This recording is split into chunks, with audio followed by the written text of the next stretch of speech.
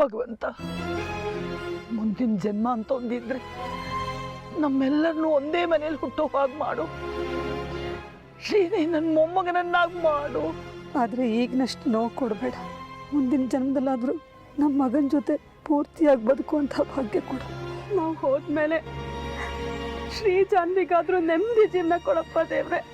ದೇವ್ರೆ, ಬದುಕಿದ್ದಾಗಲೇ ನರಕ ತೋರಿಸ್ಬಿಟ್ಟೆ, ಸತ್ತ ಮೇಲಾದರೂ ಸ್ವರ್ಗಕ್ಕೆ ಕರ್ಕೋ ದೇವ್ರೆ.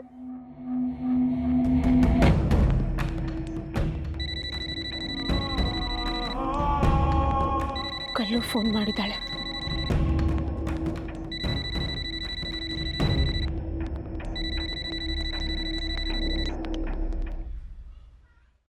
ಹಲೋ, ಎಲ್ಲಿದೆಯಲ್ಲೋ? ನಾವೆಲ್ಲ ಹೋಗ್ತಾ ಇದ್ದೀವಿ, ನೀನ್ ಚೆನ್ನಾಗಿರು. ಹೋಗ್ತಾ ಇದ್ದೀವಿ ಅಂದ್ರೆ ಎಲ್ಲಿಗೆ? ವಾಪಸ್ ಬರ್ದೇ ಇರೋ ಕಡೆಗೆ. ಸಾಯೋ ನಿರ್ಧಾರ ಮಾಡ್ಬಿಟ್ಟಿದ್ದೀರಾ? ನಮ್ಮ ಹಣೆಯಲ್ಲಿ ದೇವರು ಸಂತೋಷ ಬರ್ದಿಲ್ಲ, ನೀನೊಬ್ಳಾದ್ರೂ ಸಂತೋಷವಾಗಿರು.